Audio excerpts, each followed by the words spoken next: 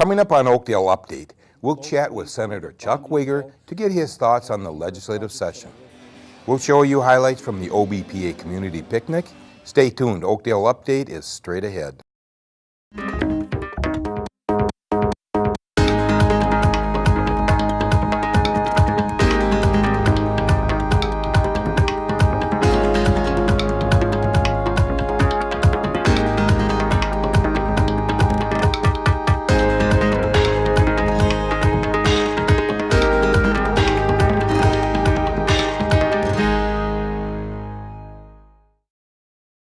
Hello and welcome to Oakdale Update. I'm your host, Frank Orsello. This is the City of Oakdale's news and information program about your community. Earlier in the year, I interviewed Senator Chuck Wigger before this past legislative session began. Now that it's ended, he's back with us to give us his thoughts on the session. Senator, thanks for joining us again on Oakdale Update. Thank you, Frank. You're getting to be a good habit here. You're here at least 2 times a year, right? Yes, I always look forward to it. Okay. I'm going to start out as usual with, I want you to give us a little background because we always have new viewers who don't know you from a hill of beans. So go ahead. Okay. Well, I'm in my 18th year in the Senate. Wow. I'm a lifelong resident of the area. Prior to serving in the Senate, I was a member of the North St. Paul Maplewood Oakdale School Board for about 18 years as well. So deep roots in the community. My legislative assignments, I'm the chair of the E12, E being Early Education through 12, Budget Finance Committee. I am also a member of the Education Policy Committee for E12. I serve on the Transportation Policy and Transportation Finance Committees, and then also I'm a member of the Overall Finance Committee, which looks at all of the budget bills that are reviewed by the Minnesota Senate. Okay. So those are my committee assignments, and additionally I serve on a couple of boards representing the Senate. I represent the state on the Education Commission of States, and I am also on the Legislative Committee for the National Conference of State Legislatures. Okay. And finally, I am a member of the Permanent School Trust Fund Advisory Committee, which looks at the oversight of funds that come from minerals and timber that are pledged for the use of public schools, and it's in our Constitution. I've done some work on that. So that's a quick overview. I have 5 kids that are grown, 5 grandchildren as well, and I'm a local product. I attended area schools, and after graduating from North High, I went on to Hamlin and got my law degree at Hamlin as well, and additionally I went to University of Colorado in Boulder for some additional graduate work. And in addition to my work in the state Senate, I work at Securian Financial in downtown St. Paul. Okay. Now, all these committees you're on, 100 questions came into my mind, and I hope I can remember to ask them as we go along here. But let's start out here. All right, now I always have you rate the session at 1 to 10. Now, before you say that, there were not a lot of. This was a pretty smooth session as a general rule, wasn't it? Wasn't it pretty quiet generally? Overall, it was quiet. There were a couple of bills that did, raise concerns. We'll probably talk more about them. The bullying bill, the Safe Supportive Schools Act, had some controversy. And the ultimately passed. But we'll get to those. And medical marijuana also, for its limited use, did have a lot of initial controversy. But overall, this was an excellent session. I'd give it an A. I'd give it a 10. I would think so. I mean, there just wasn't a lot of screaming and howling back and forth this time. A lot of good things happened. All right, so okay, now you were on the bonding bill. Should we start with that one time, or on the bonding committee? You want to tell us about that? Because that deals with our people a lot. So go ahead. Yes, the bonding bill looks at public investment in a variety of projects throughout the state. This year, it was over $1 billion, actually $1.2 billion approximately, and it is money that we borrow over 20 years. Some was paid in cash, but at a low interest rate, we're able to finance bridges, a number of park improvements. A lot goes into colleges. Century College, for example, additional improvements there. I sponsored those. Locally, for the bonding bill, I had a number of projects that I worked with my colleagues on. We're very pleased in Oakdale, for example, that money's appropriated at the Oakdale Nature Center for a floating dock, and that's a very important resource used by many people, not only in Oakdale, but in the surrounding communities as they link with area trails.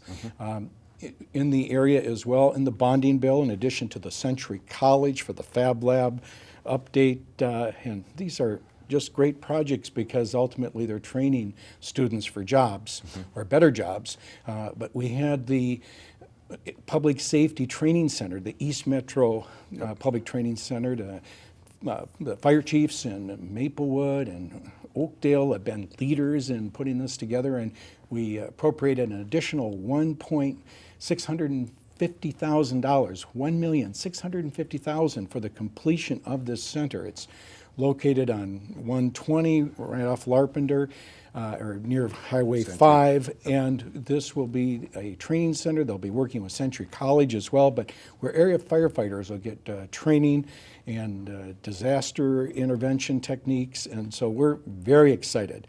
And in the bonding bill, there's some other projects right near there at Century and 120 is the Tubman Center for Regional Domestic Violence to address that. And I was the sponsor, and we were able to get nearly $750,000 to help renovate additional building space there, and what used to be the monastery, for victims of sexual torture and trafficking, and money is in the bonding bill that was passed for that as well. Okay. Now, now you do not cover Lake Elmo, do you? I don't, but additional funds were put in for Lake Elmo. Sewer line, right? Yes, and very important, Yes. and that is a win for Oakdale as well in terms of quality of life and attraction of businesses. But the whole water issue is very, very important. As you in well many know, facets. just running that sewer line through there, there's already, what, 5 or 6 big developments going into Yes. Lake Elmo? At Yes. least that many. Just to Yes. get it, they're going to be doing fine. Yes, Lake Elmo, they were very active at the Capitol, Absolutely, and yes. the mayor and number of persons testifying in committee, and I was very proud to be a sponsor, or a co-sponsor for the proposal. Okay, now another water, speaking of water, now you were involved with trying to get the level of Lake, or White Bear Lake, or figure out what's going on there at least, right? You want to tell us Yes, a in White Bear little Lake. bit about that? Yes, well, White Bear Lake's in my district. I have North St. Paul, Maplewood, Oakdale, White Bear Lake, Matamidi, Birchwood, Willarney, and White Bear Lake's become a poster child of the crisis that we have on water in our state. We can no longer take it for granted, whether it's drinkable or the amount of the level that's in a lake, and it's been 6 feet below level over the past decade, and people have said, what's going on? We have a number of conservation efforts that are going on in a voluntary effort. There's a new Ramsey and Washington effort through the Department of Natural Resources to further address the lake level conservation, but we appropriated additional money at the legislature. I sponsored legislation with Representative Peter Fisher to provide additional study dollars as to ways we can look long-term at addressing the shortage. And there's been a variety of suggestions. Obviously, we have to conserve more, and they are conserving more in the White Bear area. But whether it's augmenting some additional water to the lake, or different ways of treating the existing water, we are looking at a big report that's coming out.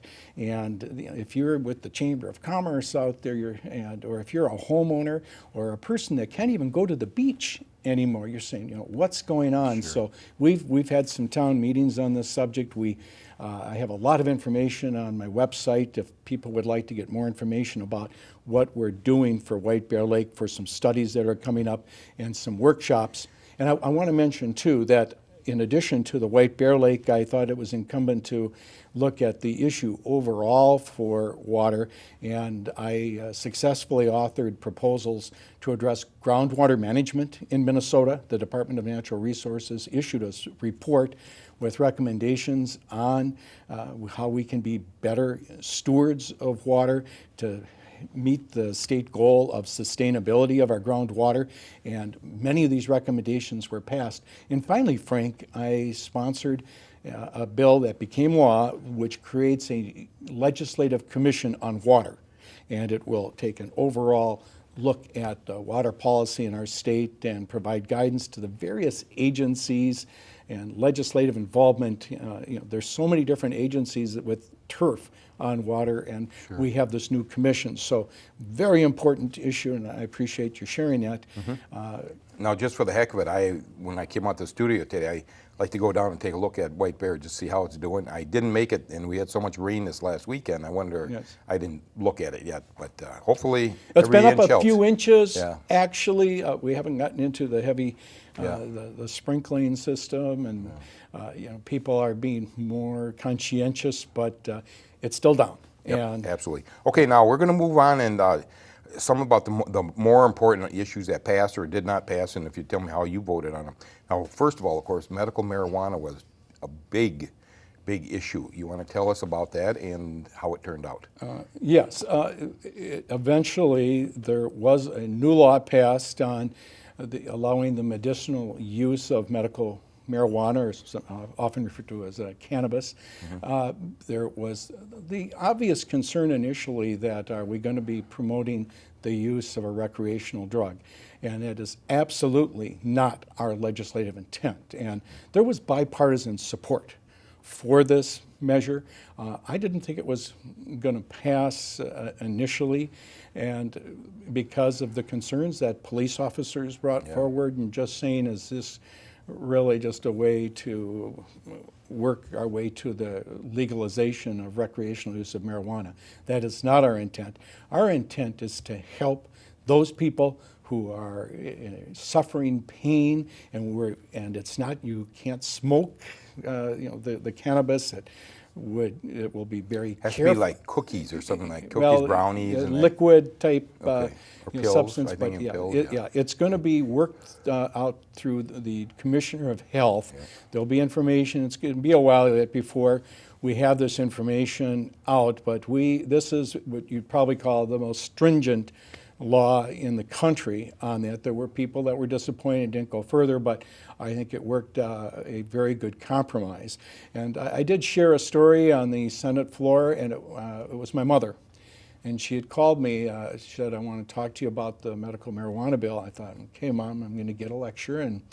And she said, your Uncle Bill's dying.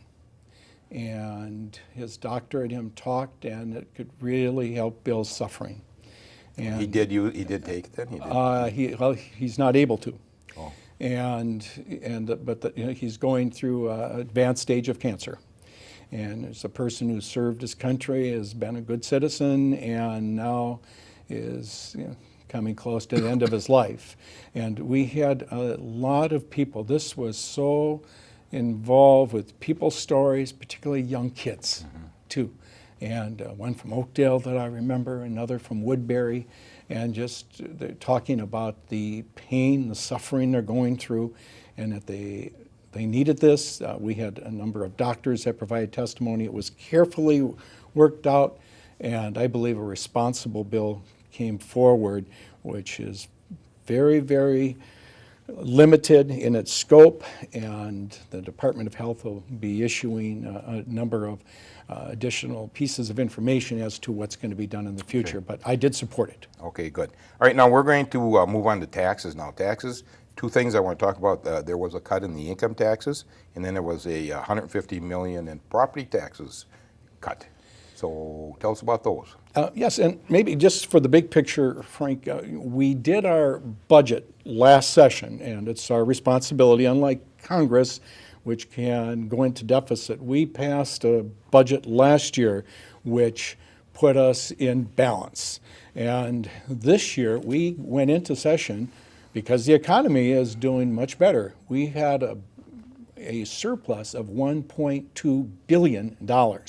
And we decided that over half would go into tax relief. and then we'll get more into that. But we also said we want to put more money into our rainy day fund, our budget reserve, so a couple $100 million more there, and then the rest, some $260 million, went into supplemental spending, and I'll talk about that maybe after the taxes, because I was a member of that conference committee, and we addressed a number of things that I'm involved in for E12.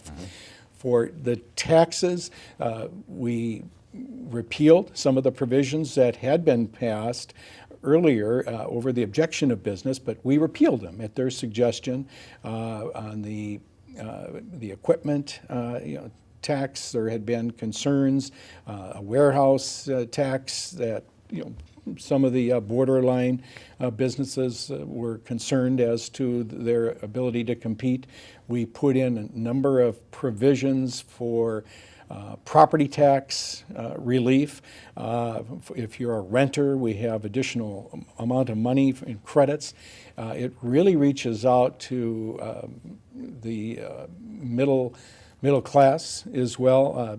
Depending on the value of your home, for property, you can get information if you go to the Department of Revenue website that might project what that might be. And of course, people were encouraged to delay their income tax return earlier this year when we had signaled that there was going to be some income tax relief.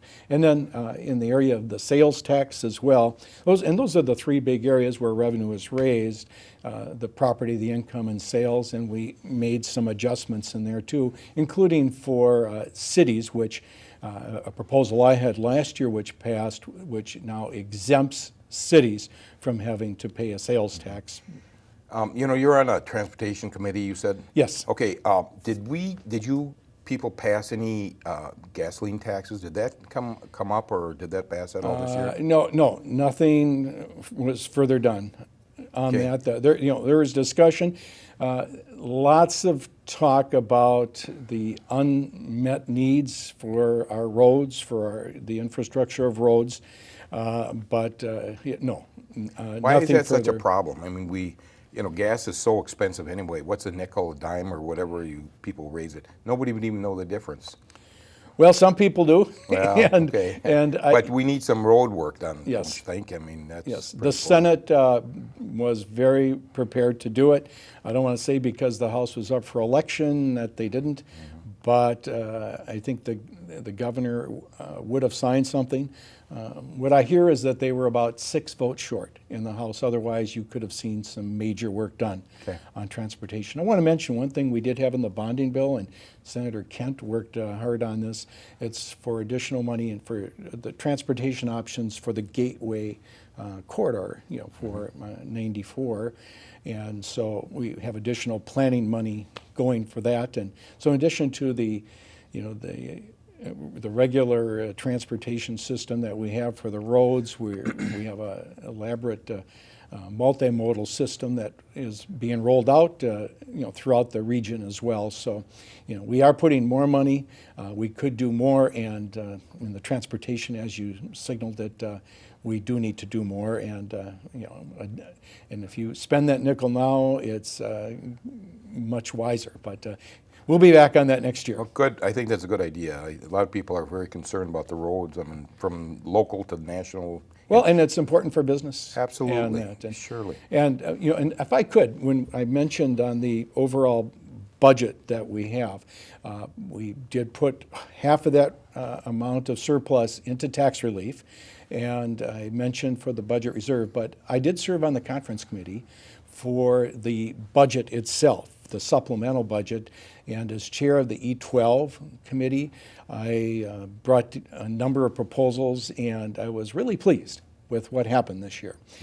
We have invested an additional $52 million for education. It goes right into our area schools, and particular priorities that I emphasized it would be for students to be ready for kindergarten. And if the more prepared you are when you start kindergarten, the more likely it is that you may not need remedial help or special ed, and that you're going to be more likely to be proficient in reading at 3rd grade, graduate. And the key is early education. Nora Slawick, who previously served in the House, worked very hard on these concepts, and I sponsored, again, proposals for additional money for early childhood family education. Nothing had been added to ECFE, as it's called, for almost 5 years until this year. We also put money into kindergarten readiness. We put some additional funds into the Reading Corps, the scholarship program for students high at risk in quality programs. This has bipartisan support in businesses because we know these kids who often are in poverty are very likely to be ready for K. And so I authored a number of these proposals, and they're all a part of the new law that was passed during the past legislative session. All right, another big issue was the Senate office building. $77 million for the office building, is that correct? Yes, it has been pared down from its original estimates. It was recommended because of the space problems that we're having. It's very crowded at the Capitol right now. There's obvious deterioration. There's remodeling that's going on right now. And the office building will be there so that it will be more convenient for the public. For me, Frank, if I've had proposals that would reduce the size of the legislature, and if that was a person's concern that there's too much government, they could vote on it. I've offered that suggestion many times in the past, and when the Republicans were in control, I didn't get a hearing on that, where it could have been on the ballot if they wanted. But the Senate office building is needed because of the space issues that we have right now. For people that want to come to a hearing, if it's a controversial issue, they often have to go into a separate room and watch it on a camera. It just became a practical matter. I was pleased that they scaled back on the building. I mean, I guess it was considered too controversial for there to be a shower or something, and that's fine. None of us run for those type of amenities. Sure. And they recognize that many of us are there for 16 hours at a time during session, and we wanted to be more respectful of the people that are there for hearings, that are visiting the Capitol. Ultimately, it's the Capitol, it's the public's place, and the Senate building has been pared down. The few times that I've been to the Capitol, I have to admit, it's crowded. It's crowded. Too many people and too many things going on. But we're running out of time here. There's two, the outdated laws. Now, there was quite a few of them, but there's two of them that I want to mention very quickly because we're down to about 1 minute. Okay. The speed up the business permit. Are you familiar with that one? Yes. To speed up the businesses permits to get their business going or whatever the thing is. Yes. Can you talk about that just a little bit? Well, the governor has pledged to work to cut red tape. He has done that through executive order and a number of other proposals, and he's made it real clear in his administration to come forward with proposals that will expedite the permitting process, and at the same time to protect the public's interest, particularly if it may be an environmental or a public health concern. You just don't issue permit without any thoughtful review. But to expedite that has been a high priority for the governor, and I commend him for it. And he's received quite a bit of bipartisan support in those efforts. Just as an aside, Oakdale started this probably 5-6 years ago. I can't remember, but quite a while. And they're down to about a month's time to get all the permits and all the things. So some contractor get the shovel in the ground within a month. And contractors are so impressed coming to Oakdale. It's so easy to work with us and all that. So it's a little something that we put in place. And probably we can thank Craig Waldron for that. Craig. Craig and the mayor, the city council, the planning commissioners, they've really walked the talk, and I commend them for their leadership. Okay, and we got about 30 seconds here, so one last question. In that the outdated laws, so-called unsession, it was called. That's it. Over 1,000 outmoded, type proposals were Right. repealed. Many of them were inconsequential items, but it Sure, was to and just sweep these the two, books. that one, to speed up the business permits. Well, but the other one that is consequential Oh, to do that. absolutely, no question. But The other one was the plain language requirement, where these different departments have to put everything in plain language. Yes. Now, you'd think, wouldn't you have done this 100 years ago? But go ahead. So what do you think of that one? Quickly, we're really out of Excellent. time. support it. That's it? What you said to be plain and direct. All right. It's a good idea, Okay. and we support that. It is, as it should be. All right, Chuck, we are out of time again. I just, I could spend half a day with you here, but I want to thank you for coming and joining us on Oakdale Update. Well, thank you, Frank. If anyone wants to call me, Oh, that's my right. cell Go phone, ahead. 651-770-0283. I'd be happy to talk to you, meet with you, whatever we can do as we prepare for the 2015 legislative session in January. Okay, very good. Thank you. Thank you, Frank. It's almost time for a short break, but first, here's our trivia question.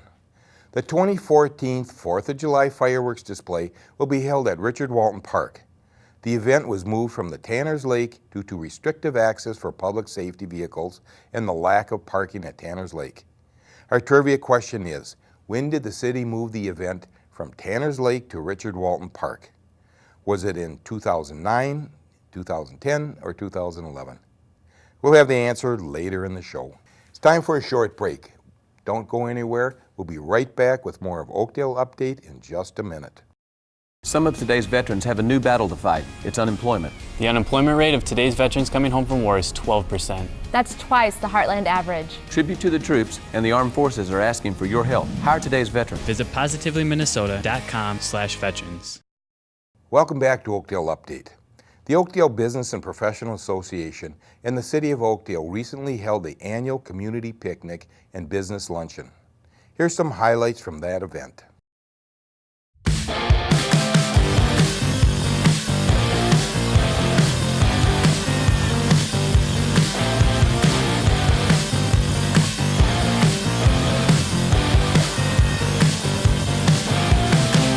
It's about getting community and getting people to all come and be a part of an event like this. And so it encourages all the business owners, managers, and community from wherever you live, wherever you work, to come in and hang out with us. And have a good lunch, hear some music, and play.